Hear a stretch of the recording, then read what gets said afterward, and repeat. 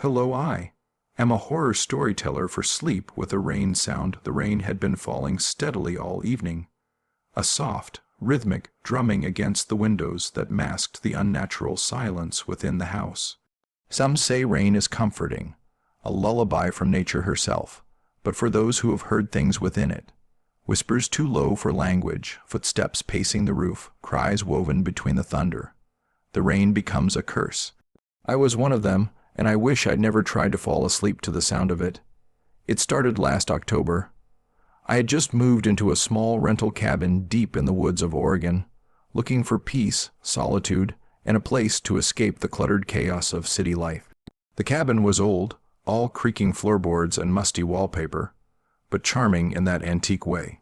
The owner had left a few things behind: a rocking chair by the fireplace, dusty bookshelves filled with forgotten novels, and an old portable tape recorder with a single cassette labeled Rain, Side A. The first night I used it, it was innocent. No rain outside, but I let the soft static and drips from the tape soothe me into sleep. I remember the sound clearly: heavy droplets on a tin roof, distant thunder, the occasional wind howling through trees. It was perfect, but by the third night I noticed something. The sound on the tape had changed. There were faint sounds beneath the rain, not static, not wind, sounds like humming, a low female voice humming a lullaby I didn't recognize. I paused the tape, rewound, played it again. Nothing at first, just rain, but then the humming again, softer this time, almost mournful. I assumed it was some odd recording artifact or trick of my tired brain. I kept listening. On the fifth night, the humming became clearer. It was joined by a second voice, male, whispering something I couldn't quite catch. I thought I heard my name once, my full name, not just Daniel, but Daniel Kurt Morgan, the way my mother used to say it when she was furious. That night I didn't sleep. The rain outside was real this time, pouring in sheets, rattling against the windows, and in the middle of it all, the tape kept playing. No matter how many times I stopped it, ejected it, even unplugged the player from the wall, the sound of rain continued. Only now it wasn't just on the tape. I stood in the kitchen at 2:14 a.m., staring at the unplugged recorder, listening to its ghostly soundtrack play on. And through the artificial storm, I heard something scrape across the wood floor behind me.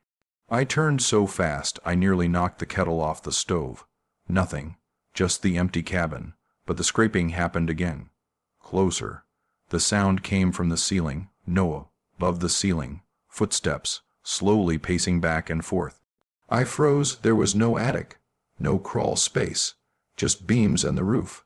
I grabbed a flashlight and crept outside into the real rain, aiming the beam upward. Nothing. Just the dark roofline and the whisper of rain on leaves. I came back inside, soaked, and tried to convince myself it was an animal. Maybe raccoons, maybe birds, but then I heard it. On the tape again, a new sound. Something wet dragging across floorboards. I turned up the volume. Heavy breathing, labored, like someone choking on water. Then a single word whispered through the hiss: help. I didn't sleep that night or the next. Each night the tape changed. I never touched it, never flipped it, never rewound it. But each time it started playing, the sounds were different. There was crying one night, childlike, hysterical sobbing buried under the thunder. Another night, I heard something knocking, rhythmic taps like fingernails on glass. I boarded up the windows after that. The worst night was when I heard the door open. I had locked every bolt, jammed a chair under the knob, but the sound on the tape, clear as day, was the front door creaking open. Slow, loud, followed by wet, squelching footsteps coming inside. I shut off the tape, but the sound didn't stop. The footsteps crossed the living room. My bedroom door creaked. I held my breath. I stared at the knob as it trembled, ever so slightly. Something sniffed, like it was smelling me through the door. Then a voice, hoarse and hollow, said, "You hear us now." The rain outside had stopped, but the sound of it still played in my ears, even with the recorder silenced. I could hear it in the walls, in the pipes, in my own breathing. I started seeing things. Flashes of faces in the mirror, pale, bloated, waterlogged, their mouths open in a silent scream, their eyes milky and unblinking. I called the cabin owner, No answer. I tried leaving, but the road was gone, washed away in a mudslide that no one else seemed to know about. The neighbors, miles down the road, had disappeared. Their homes sat dark, lifeless. Empty cars, dinner left cold on the table. I was alone with the tape. One night, I decided to burn it. I threw the recorder into the fireplace and lit a match. The plastic sizzled and popped, the cassette warping in the flame. For a moment, the sound stopped. Silence, pure and full. But then, rain, not outside, not even from the walls, from me. I could hear it in my skull behind my eyes, dripping, dripping, then a scream.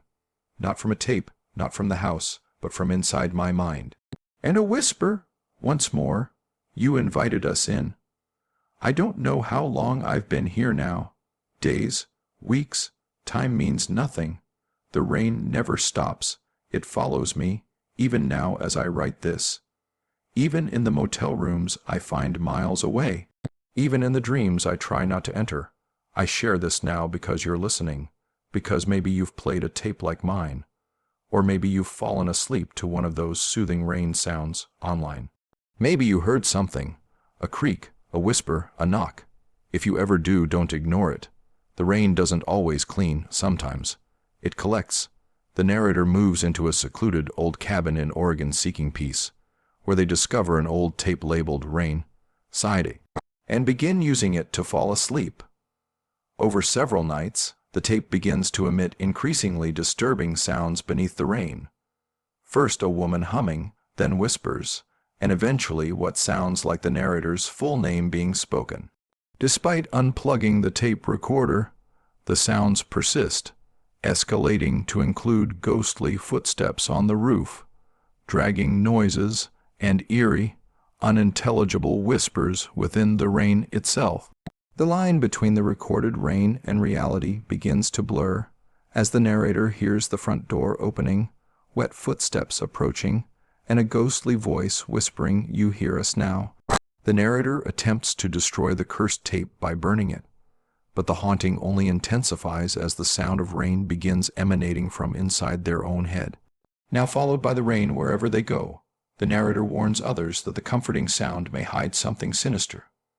Spirits that are drawn in once the listener hears them clearly. The cabin sat alone on the edge of a pine forest, hidden by winding dirt roads that twisted through moss-covered trees and fog-laced ravines. It wasn't easy to find. That was part of its charm. Daniel had been desperate for escape. Escape from the endless stream of honking cars, flickering streetlights, and a life that had slowly grown louder and more suffocating in the city. When he saw the online listing, something about it drew him in. The photos weren't flattering, the details were sparse, and the owner had posted only a vague description, rustic solitude for those who need silence. That sounded perfect to him. He arrived in the late afternoon under a thick canopy of clouds that threatened rain but never quite delivered it. The air was cool and heavy, the kind of quiet that made your ears strain for sound. No birds, no wind, just the crunch of gravel under the tires as his car crawled to a stop in front of the cabin. It looked exactly like the photos. Weather, worn wood siding, a sagging roof, narrow windows with yellowed curtains, and a crooked front step that creaked ominously when he tested it. Inside, the air was stale and tinged with something old, like mildew, dust, and the faintest hint of something metallic. The kind of scent you can't quite name but recognize in old basements or forgotten attics. But Daniel didn't mind. He had expected rough edges. In fact, he welcomed them. There was a fireplace, a small kitchenette, one bedroom, and an odd little reading nook by the window with a rocking chair that seemed to sway a little on its own. Most of the furniture looked like it had been bought in the 1970s and never moved since. As he unpacked, Daniel discovered the previous tenant had left a few things behind. Nothing personal, no photos, no clothes, but a few curious items that felt too specific to be random. There was a cracked porcelain doll on the mantel, eyes wide and glossy. A stack of old crossword books, none of them fully completed. And then, in a drawer beneath a bookshelf, he found the tape recorder. It was one of those thick, plastic portable models from the 1980s, complete with big red buttons and a leather handle cracked with age. Inside it was a single cassette. The label was yellowed and faded, but someone had carefully written Rain, Side A, in looping cursive. Daniel chuckled to himself. It was quaint. Out of curiosity, he pressed play. The tape whirred to life, and almost immediately, the sound of rain filled the room. Heavy, steady rhythmic, like a summer storm falling on a tin roof. There was no music, no narration, just the pure sound of water falling from a great height, mingled with occasional rumbles of thunder in the distance. It was surprisingly rich for such an old recording, and it filled the cabin with a strange sense of calm. A soft smile tugged at the corner of his lips. He let it play as he made dinner, warmed a can of soup on the stove, and settled into the worn couch with a blanket over his lap. That first night, Daniel fell asleep with the rain playing beside him. Outside, the weather remained drying. No real storm ever came, but the illusion was perfect. He hadn't slept that soundly in months. The soft drumming of the rain, the low thunder rolling through the room, created a cocoon around his thoughts, drowning out the noise of the world he had left behind. He dreamed of quiet roads and empty landscapes. He woke up feeling lighter. Over the next few days, the tape became a habit, a ritual. Every night before bed, he would press play and let the rain lull him into a trance. He even started playing it during the day, while writing in his journal, making coffee, or reading in the rocking chair. The tape was soothing, addictive. More than just background noise, it began to feel like a companion. A living presence in the room. The way the water fell, the way the thunder crept in just as he started to drift off. It felt designed for him. By the fourth day, he realized he hadn't checked his phone in over 48 hours. No texts, no emails, no one from the city had called. The service was unreliable this deep in the woods, but he hadn't even thought to try. The outside world had started to feel irrelevant. Even the birds and forest sounds around the cabin seemed to fade away. The only sound that mattered anymore was the rain. He found himself wondering about the person who had recorded it. Had they made it here, in this cabin, or had it been captured somewhere else and brought here? The thought stuck with him. There was something intimate about it. The tape wasn't mass-produced. It didn't have that sterile, polished feel. There were slight imperfections, a flicker in the volume, a pause too long between rumbles, a faint scratch of movement behind the falling rain that almost sounded like. He shook it off. That night, as the storm on the tape rolled in more heavily, Daniel stared at the ceiling and tried to listen deeper. He wanted to hear the raw source of the sound, to find the seams, but there was nothing obvious. Just rain, and yet, as he lay there in the dark, he thought he heard the floor creak in another room. He held his breath. Silence. The tape continued, uninterrupted. He told himself it was the house settling. An old place like this groaned and popped in strange ways. Still, when he got up and checked the other rooms, everything was exactly as he'd left it. No open windows, no wind, just the sound of rain pouring from the recorder on his nightstand. He didn't sleep as well that night. The next morning, something felt different. He awoke to a strange sensation, not fear exactly, but a weight in his chest, as if something had shifted ever so slightly. He walked through the cabin slowly, trying to shake the feeling. The air inside was colder. The corners of the room seemed darker, but the skies outside were still gray, the woods still silent, and the rain on the tape still fell with that steady, perfect rhythm. He told himself he was being dramatic, that isolation could play tricks on the mind, that he had just gotten too used to the silence, and now his imagination was looking for cracks to fill. And yet, that night, as he settled in with the tape again, the rain sounded. Different, not louder, not distorted, just off, like it had shifted location. He felt like it wasn't falling outside anymore. It was falling inside the cabin, like it was dripping from the ceiling. Like it was soaking into the walls. He pressed pause. The sound stopped. He listened. Nothing. He pressed play again. The rain resumed instantly. But now, beneath it, he was almost sure he could hear something else. Something slow, something dragging. He turned off the tape and sat in silence. His skin prickled. He told himself he was imagining it. that his brain had started to fill in the blanks, that it was all in his head. But deep down, Daniel couldn't shake the thought that the tape wasn't just a recording of rain. It was something else, something that had been left behind in the cabin for a reason. The strangeness began subtly, like a whisper through the static. On the third night of using the tape, Daniel was lying in bed, eyes half lidded, body just beginning to surrender to sleep, when something shifted in the sound. The rain, once soothing and steady, began to feel layer, almost like it was covering something else up. A noise beneath it. At first, he thought it was just a trick of his mind, the way dreams sometimes start to bleed into consciousness. But the more he listened, the more sure he became there was humming. Faint, almost imperceptible, but definitely human. A woman's voice, lilting and soft, floating just underneath the rainfall. The melody was unfamiliar, not a nursery rhyme, not a song from the radio. It was something more primal, something old. Kind of lullaby you'd imagine a mother singing to a child not to comfort them, but to keep something else away. Daniel sat up in bed. The humming vanished instantly. Just rain again. He leaned in closer to the recorder and turned the volume up a few notches. Nothing. He rewound the tape about a minute and played it again. Still nothing. Just the hiss of rain and a low rumble of thunder. He waited, letting the tape run longer. Then, there it was, the humming again, faint and sorrowful, coming from deep within the layers of sound. He pressed pause, silence. He rewound it again. Play, nothing. No humming this time.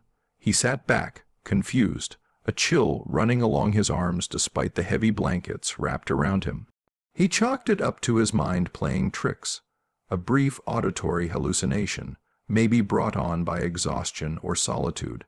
Still, something about it lingered with him the next morning. That voice had felt too real to be imagined.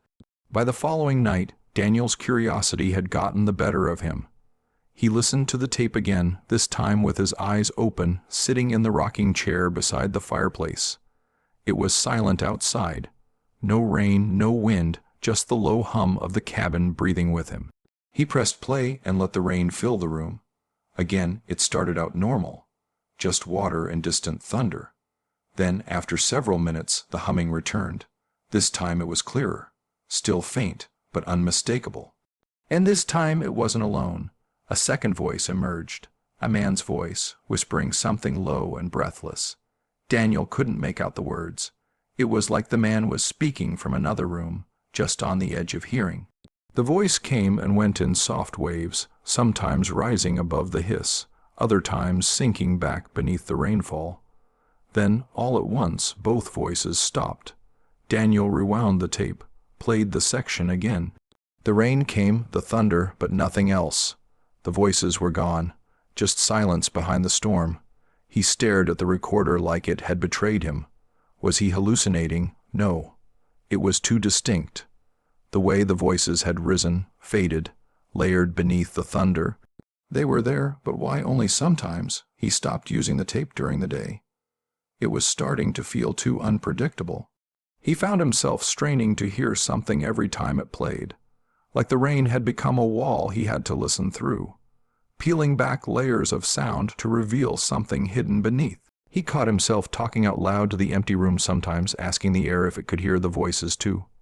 The silence that followed always felt heavier. On the sixth night, everything changed. It was around midnight. Daniel had dozed off on the couch and woke with the storm still playing softly in the background. Outside, real rain had started to fall, mirroring the artificial storm from the tape. For a brief moment, he couldn't tell where the recording ended and reality began. The two blended seamlessly, until a new sound shattered the illusion. His name, Daniel.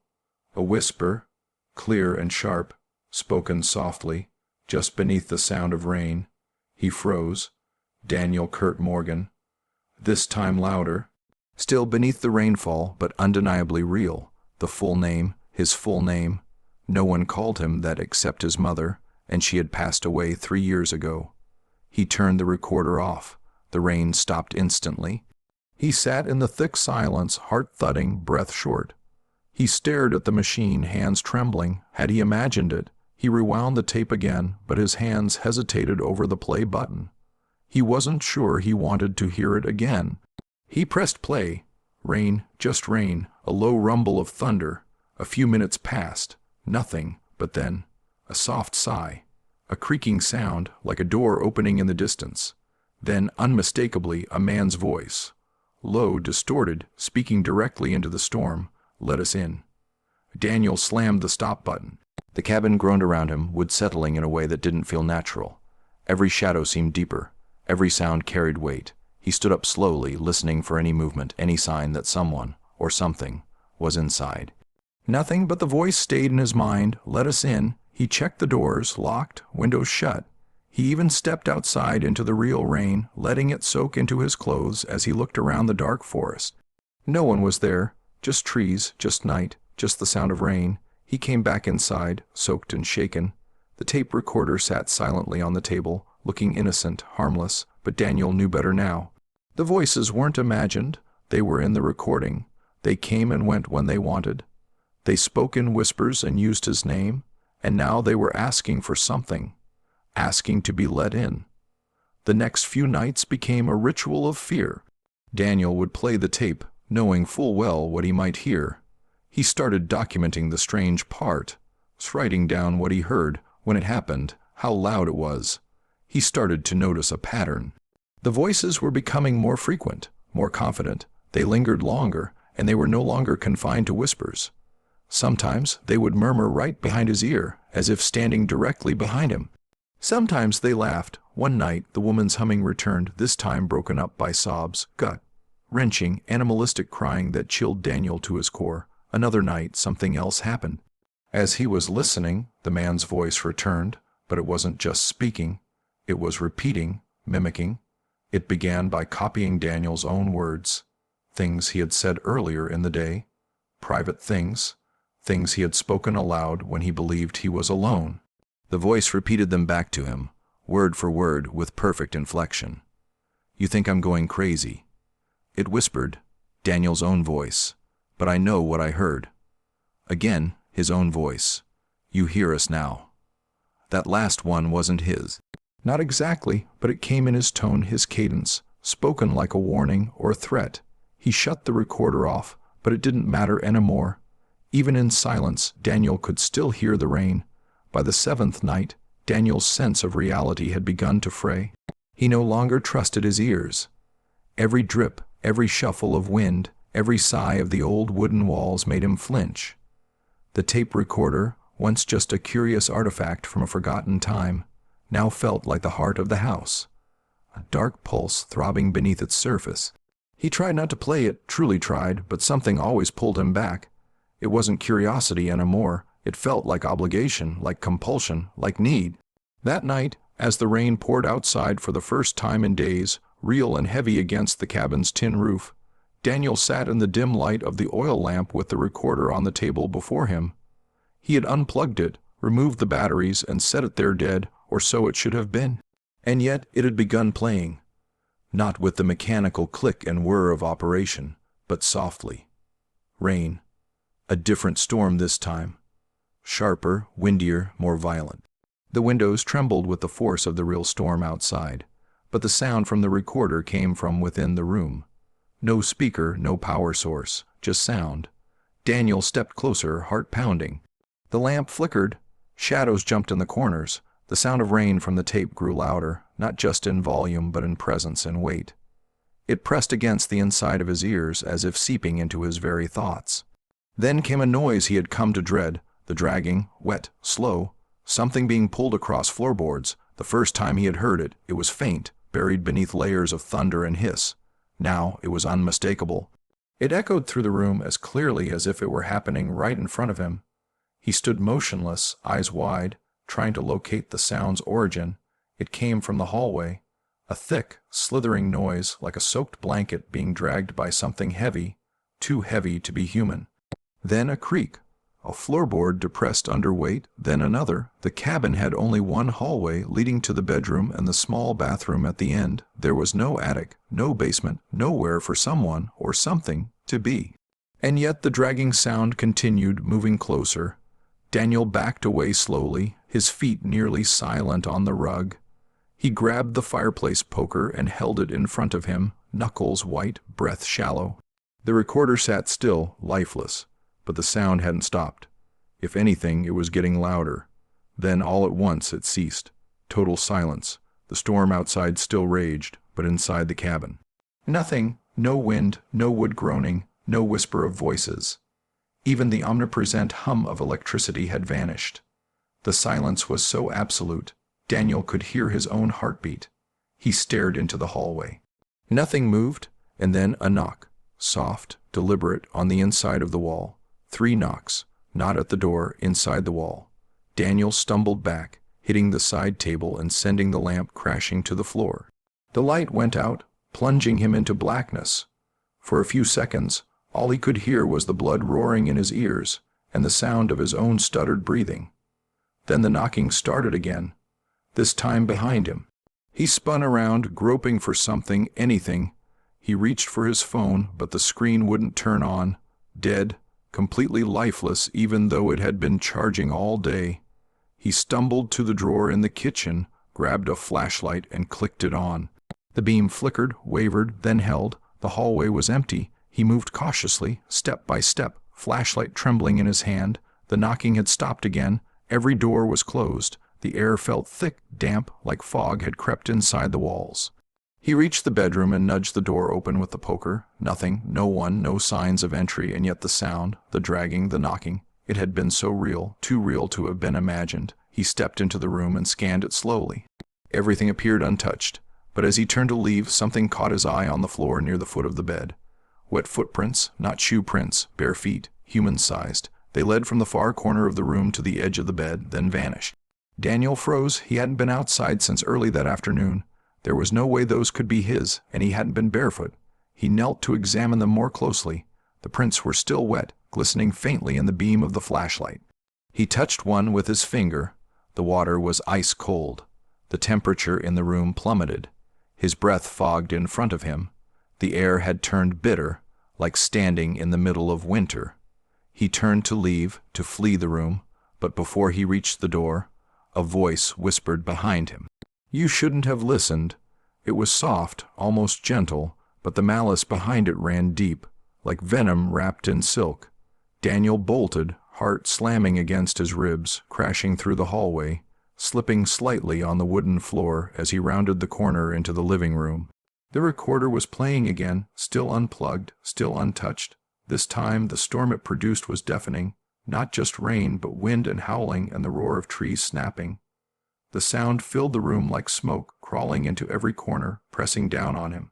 He covered his ears, but the noise was inside his head now, as if the recorder had somehow merged with his mind.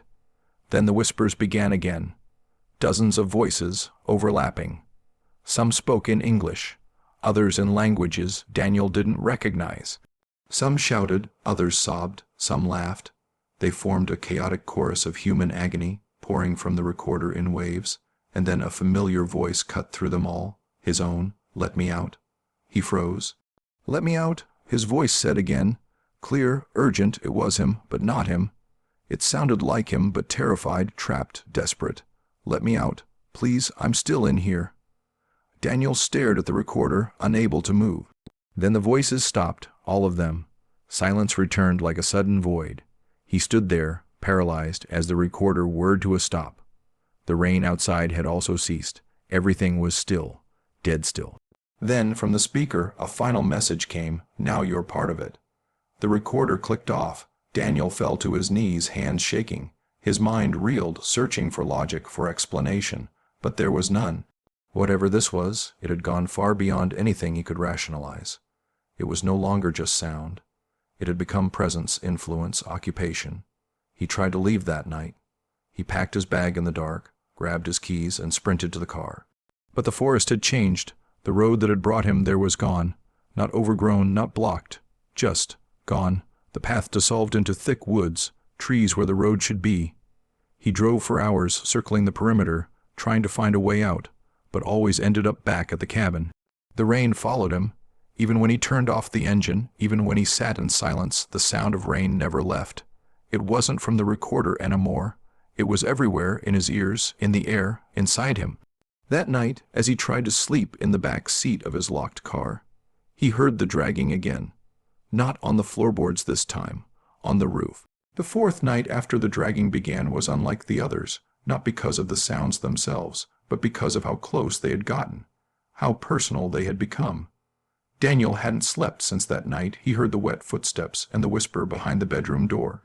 He had taken to dozing in brief snatches, eyes half open, mind swimming in exhaustion, only to jolt awake at the softest sound. The rain had not stopped. Whether real or imagined, outside or within, the soft patter never left him. It clung to the air like a damp fog, and even in moments of silence, he swore he could feel the vibration of it in his bones. The recorder sat silent on the shelf, untouched now for 2 days, though the sounds continued. Daniel had hidden it under a heavy pile of books, wrapped in a blanket, just to smother it. Still the rain came, still the voices whispered. They weren't confined to the machine anymore. He began to notice that certain areas of the cabin were colder than others. Not just drafty, but unnaturally cold. The kind of cold that stung his skin and made his teeth ache. One corner of the kitchen always had a wet patch on the wooden floor, no matter how often he wiped it. It never spread. It never dried. It just remained as if something stood there for hours on end, dripping. He told himself it was all in his head, that isolation had warped his senses. But logic no longer held weight. That night, around 1:00 a.m., it became impossible to deny what was happening. Daniel had just closed his eyes when he heard it, the distinct, sharp creak of the front door slowly opening. Not in the recording. Not in his head, the real front door. His eyes snapped open. He was lying on the couch, facing the entrance. The door was shut, bolted, chained, but the sound had been unmistakable. He sat up slowly, every muscle in his body tensed. The cabin was dead silent. No wind, no branches scratching the windows, not even the usual floor groans. Then came the footsteps, wet, deliberate, heavy. They started on the wooden planks of the porch, then crossed the threshold into the living room. Except the door never opened. It never moved. The footsteps didn't care. They walked across the room toward the fireplace, each step sloshing slightly like the person, or thing, was soaked to the bone. Daniel couldn't move. His limbs had gone rigid with a cold, primal terror. His eyes scanned the empty room, saw nothing, but the sounds continued. Then the footsteps stopped right in front of the couch. He could hear breathing, shallow, ragged, wet. He felt something shift in the air. Something tall, hulking, bending down toward him. He turned his head slowly, inch by inch, but saw only emptiness. Still, the breath continued, closer now, almost touching his face. Then the thing spoke, and this time it wasn't a whisper from the tape, or a voice in his head, or a suggestion hidden in the storm. It was right there. "You hear us now." The voice sounded layered, not just one voice, but many, speaking in unison. Male, female, old, young, all merged into a single low hiss that seemed to vibrate inside his skull. Daniel let out a choked gasp and scrambled off the couch, falling to the floor. When he looked up, there was no one there. No footprints, no water, but the air reeked of mildew and rot. He stayed up the rest of the night, pacing, hands shaking, checking and rechecking every door, every lock, every window. Nothing made sense. Every inch of the cabin looked the same as it had when he first arrived, but everything felt different. It wasn't just haunted, it was inhabited. The next day, he noticed something else. Whenever he stood still long enough, the rain sounds began again. Quiet at first, just a light patter like distant drops hitting leaves. But if he didn't move, if he stayed still for too long, the sound grew. It came from nowhere and everywhere. It seemed to rise from the floorboards, fall from the ceiling, echo in his ears. He tested it. He stood in the bathroom, perfectly still. After 2 minutes, the sound began again, louder, until it felt like the storm was happening inside the tiny room. He moved. It stopped. He repeated this experiment throughout the day. Each time the same. Movement killed the sound. Stillness invited it in. That evening, as dusk fell and the forest outside grew darker, Daniel sat by the window and watched the trees sway in the breeze. The sky was clear, but he could still hear rain, not from outside, but from the space just beyond the glass, like it existed in another version of this world, just a few inches away. And sometimes, just as he turned his head to look, he thought he saw something standing just at the edge of the forest. A shape, a figure watching him. He blinked and it was gone. As the night wore on, the boundaries between the tape and the cabin, between his mind and reality, began to dissolve completely. The tape no longer needed to play. The sounds came on their own, creeping into the fabric of the house. That night, he heard voices speaking to each other, carrying on conversations he couldn't fully understand. They sounded muffled, like they were in the walls, or maybe beneath the floor. One voice stood out among them, his own. It spoke calmly, eerily calm. "I told you," it said. "He listens now." Then the voice changed. It wasn't his anymore, it was someone else's, familiar in the way a childhood song or a long, forgotten dream is familiar. It whispered, "Now we can begin." Daniel ran into the bedroom, slammed the door shut, and pushed a dresser in front of it. He sat with his back to the wall, clutching the poker in both hands, staring at the crack beneath the door. For hours nothing happened, but then, sometime past midnight, the rain started again, louder than ever, not from outside, not from the recorder, from the air itself. Then the knob began to rattle, softly at first, then violently, like someone, or something, was jerking it back and forth with increasing anger. Then it stopped. Daniel didn't move. He didn't breathe. A long silence followed. Then came the sound of something wet dragging across the floor outside his door. Circling, circling, as if waiting for him to open it. The footsteps returned, moving slowly, methodically, pacing the hallway just beyond reach. The whispering returned too, a constant hiss of voices overlapping and shifting, too quiet to make out fully. Then from the door, a voice he recognized with instant clarity, his mother's. "Daniel," she said sweetly. "Honey, let me in. It's cold out here." His heart sank. She was gone, dead for years, and yet her voice sounded exactly right. Gentle, pleading, maternal. "Daniel, open the door, baby. I brought your blanket." He covered his ears. The voice didn't stop. "You'll catch a chill. Come on, sweetheart, let Mama in." Then the voice cracked. It shifted, deepened, as if someone were trying to wear her voice like a mask but couldn't hold the shape. "Let us in." Daniel screamed. The door didn't open. Nothing burst through, but something had changed. Something had stepped closer. He could feel it, just inches beyond the barrier of wood and will. The next morning, there were no footprints, no damage, no physical sign that anything had happened. But Daniel knew it had.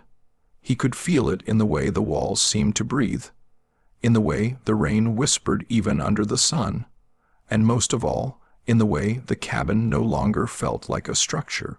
It felt like a mouth, waiting to swallow him whole. Daniel hadn't eaten in 2 days. The stale crackers on the counter had molded overnight. His water from the faucet had turned brown for a few minutes before returning to normal. Nothing was consistent anymore. Not the weather, not the time, not even his own thoughts. The cabin had stopped behaving like a house and had begun acting like a living thing. Every creak felt like a breath, every shadow a blink. He had started talking to it, sometimes angrily, sometimes pleading. He didn't even realize he was doing it half the time. The air felt charged, like static clinging to his skin. No matter how often he bathed or changed clothes, he always smelled the faint odor of mildew and wet leaves, as if he had been lying in the woods overnight. He finally made a decision. He would destroy the recorder. It was the source, maybe not the origin of what haunted him, but a gateway, a tool, a ritual object that had drawn something through. He believed that now. Whatever was on that tape had never been just rain. It was bait, a trick, a call. He retrieved the recorder from beneath the heavy pile of books he'd used to muffle it. The books were damp now, not on the outside, but from within, as if moisture had risen up through their pages. The blanket he'd wrapped around the recorder was wet and cold, despite being in a warm, dry room. The machine itself was warm to the touch, humming faintly. Still, it did not appear to be powered. He didn't wait. He carried it to the fireplace, where embers still glowed from the night before. He tossed the entire device into the flames and stepped back, watching it sizzle and crack. At first, it responded like anything old and plastic might. It hissed, bubbled, melted. The casing warped. The tape inside popped and coiled. Smoke twisted up into the flue. Then came the noise, not from the recorder, but from somewhere inside the cabin itself. The sound of screaming. Not human screaming, not exactly.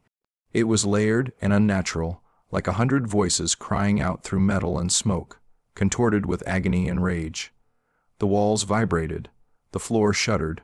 For a brief moment, Daniel felt as if the house was about to collapse inward, sucked into the void created by the burning object. He stumbled back, clutching the edge of the table, trying to breathe. Then the fire went out, not slowly, not naturally. One moment it raged, the next it was extinguished. Gone, like someone had snapped their fingers. No smoke, no heat, just ashes, cold and dry, and the blackened remains of the recorder. Silence followed, real silence, no rain, no whispers, no dragging. Just the sound of Daniel's breathing and the crackle of his own heartbeat. He waited, nothing. A glimmer of hope stirred in his chest. Maybe it was over. Maybe the act of destroying the tape had broken the connection. Whatever had reached through the veil to find him. Maybe it was trapped now, cut off, starved of the doorway it once used to crawl through. He went to the bathroom, splashed water on his face, stared at himself in the mirror. His eyes were sunken, his skin pale, but he smiled. Just a little. The first smile in days. He turned off the light and walked back to the living room. The rain started again, not on the tape, not outside, inside, dripping, light at first, then heavier. A single drop struck the top of his head. He looked up. The ceiling was dry. Another drop hit his hand. Then another. He ran his fingers through his hair, dry, but he could feel the wetness. The cabin grew colder again, more damp. It was the same oppressive moisture he'd felt since that first night, the presence of something rotting, ancient, and wet. The whispering returned. It didn't come from a single point. It rose from within the walls. We're not in the tape. It was true. The voices were free now. Daniel turned in circles, trying to locate the sound, trying to focus on a single voice. He couldn't. They swirled, darted from wall to wall, floor to ceiling, whispering through knots in the wood and cracks in the floorboards. You broke the door. One voice hissed. You let it out. Another added. Now we're everywhere. He tried to leave. He grabbed his coat, his boots, his car keys. He didn't pack. There was no time. He needed out of the cabin, out of the woods, away from the soaked, breathing walls. He threw open the front door. Darkness met him, not night. Something darker, something unnatural. The trees were gone. The path was gone. In their place was a thick, endless fog, like a black ocean of mist, dense and swirling with shapes that shifted just outside the reach of his eyes. He stepped back. The door slammed shut on its own. He turned. The living room had changed. Water dripped from the ceiling. A steady trickle ran down the walls. Mold spread across the floor in spiraling patterns. The windows were now black mirrors, reflecting the room but not him. Furniture had warped. The rug squished beneath his feet, soggy and pulsing faintly like flesh. The fireplace was gone. In its place was a door. Not one he'd ever seen in the cabin before. It was tall, narrow, and made of rotted wood bound with rusted iron bands. A thick, black liquid leaked from beneath it. The door trembled slightly, as though something stood behind it, breathing in time with Daniel's panic. Then came the knock, 3 times, slow, deliberate. It didn't come from the strange door. It came from behind him. He turned. There, standing in the hallway, was a figure, soaked, skin pale and loose like wet cloth. Its eyes were empty sockets. Its mouth opened and closed without sound. Water streamed from its body, pooling on the floor. Another figure stepped out from the shadows, and another, each one dripping, gasping, stepping forward in jerking, unnatural movements. Daniel ran, not toward the front door, not toward the strange new one, but toward the bedroom. He slammed the door and shoved the dresser in front of it again, collapsing against the wall, heart hammering in his chest. This time, he didn't need to wait for the knocking. The voices were already there. You burned our way home. One of them said, but now you carry it. He pressed his hands over his ears. We are the rain. And just like that, he understood. The recorder hadn't been cursed. It had been a vessel, and now that vessel was him. They had moved inside him. their whispers tangled with his thoughts, their echoes rippling through his breath, his heartbeat, his blood. The rain he heard wasn't outside, it was inside his head. It would never stop. Daniel stopped counting the days. Time became meaningless. Morning and night blurred into each other, light and dark trading places in a pattern that no longer resembled anything real. He could no longer trust the sun through the window, or the hands on his watch, or the glow from the clock above the stove. The rain was always there now, not just as a sound, but as a sensation. It lived beneath his skin, pattered behind his eyes, clung to his lungs. Every breath he took felt damp. Every word he tried to speak came out thick and heavy, like soaked cotton stuffed in his mouth. He no longer slept. The moment his eyelids began to fall, the voices would rise. They waited for him in the dark, whispering promises, memories, curses. Sometimes they spoke in his voice, sometimes in his mother's, sometimes in voices that sounded like no language ever spoken aloud, but he somehow understood them anyway. They didn't need the recorder anymore. They didn't even need the cabin. The truth settled in slowly, like fog seeping under the door. He couldn't run, not anymore, not from this. He left the cabin on the 11th, or maybe the 15th, day. The forest outside had returned, but it was never the same again. The path was visible, but only for moments. The moment he turned away, it twisted. Trees rearranged themselves. The shadows moved against the wind. Still, he walked. Anything was better than staying in that house. For a while, he thought he had escaped. He found his car untouched, covered in a fine mist, as though it had been sitting beneath a waterfall. When he started the engine, it hummed to life without complaint. He didn't look back at the cabin as he drove away. Tires crunching wet gravel. Headlights cutting through the pale fog that lingered like a warning. Miles passed, the forest thinned, towns emerged, people, noise, civilization, but the rain never stopped. It followed him soft at first, only audible in quiet moments, then louder, more present. He'd sit in a diner, hear it echoing off the metal napkin dispenser. He'd wake up in motels and find damp footprints across the carpet, leading nowhere. He'd check into rooms under false names, move cities, change phones, stop talking to anyone. It didn't matter. They were always there. Once he tried to tell someone, a woman at a gas station. He didn't say much, just asked if she could hear the rain, even though the skies were clear. She looked at him for a long time. Then she stepped back slowly and said, "Don't speak to them." He never saw her again. That night, the whispers grew crueler. "You almost gave us away." They hissed. He threw away his phone, burned his journal, avoided people. But isolation only fed them. He started hearing things in the static of the radio, in elevator music, in white noise from televisions. One night, at a rundown motel on the edge of a desert town, the water from the shower began falling before he turned the faucet. The rain came from nowhere, soaking the tiles, dripping from the ceiling. He ran from that room without shoes, soaking wet despite the clear sky. But he kept running, town to town, job to job, barely existing, always drenched, always hunted by sound. He began to notice the others.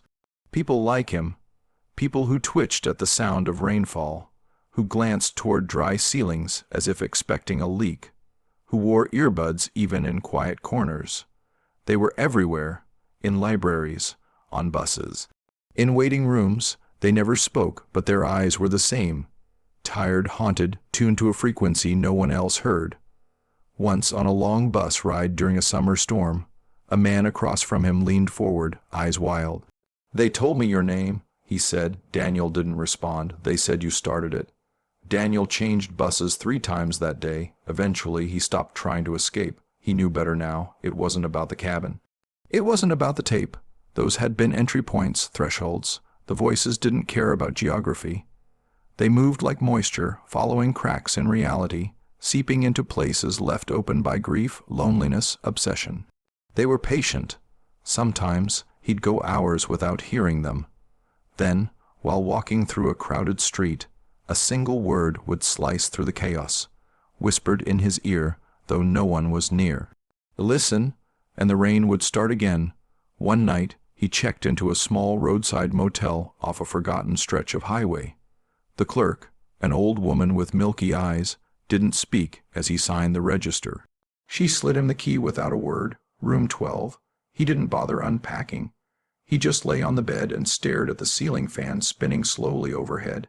It began as a faint trickle, then a sigh, then the sound of a woman humming, distant, sweet, and horribly familiar. He closed his eyes and tried to breathe. The bed sank beside him. Not a movement of the mattress.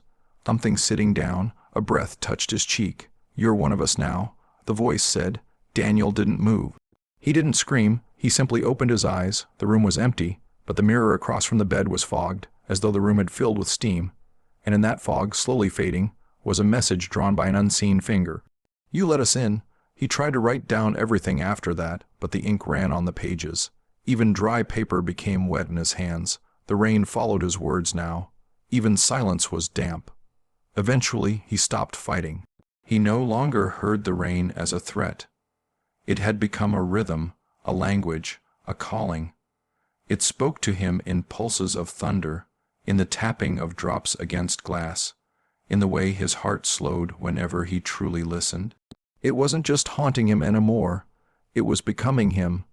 And sometimes in places where others rest their heads to sleep, they too begin to hear it, quietly at first, just a background sound, comforting even, until it speaks their name, until they whisper back.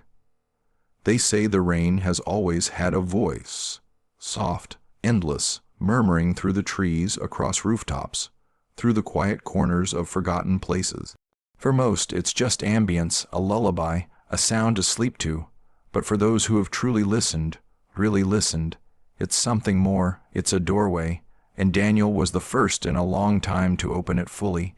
Some say he's still out there. Not in any one place, not tied to the cabin or the forest or the ruined motel room where the message first appeared in the fogged glass. He's become a ripple in the static, a breath in the storm, a whisper that slips beneath the hiss of rainfall.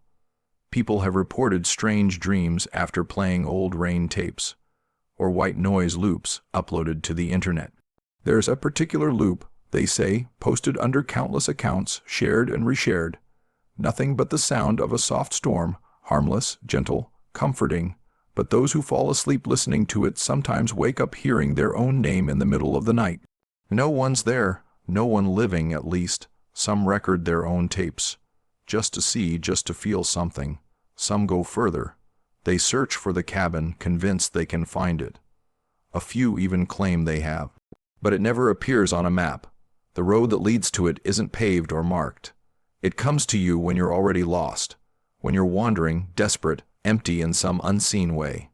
And once you hear the rain from that place, it never leaves you. The legend of Daniel has morphed over time. For some, he's a warning. Proof of what happens when you let grief and isolation pull you inward until the world becomes static and shadow. For others, he's a guide. Someone who walked beyond the veil of sound and returned changed, remade by the voices beyond. No one knows what truly happened to him. His name shows up sometimes in odd places, scratched into motel headboards, whispered in background noise on forgotten cassette tapes, or embedded in the metadata of files titled simply Rain Sleep Mix 1. People find it, they play it, and they feel something watching from behind the sound. They dream of footsteps, of soaked footprints across the floor, of breathing beside their beds. They wake to silence, and then the rain begins, and when it does, it doesn't stop. It becomes part of them. Just like it did with him, some try to fight it. They burn the tapes. They unplug their devices. They rip headphones from their ears and sit in perfect silence. But the rain is patient. It waits in the walls, in the reflections, in the way time slips between dreams and waking.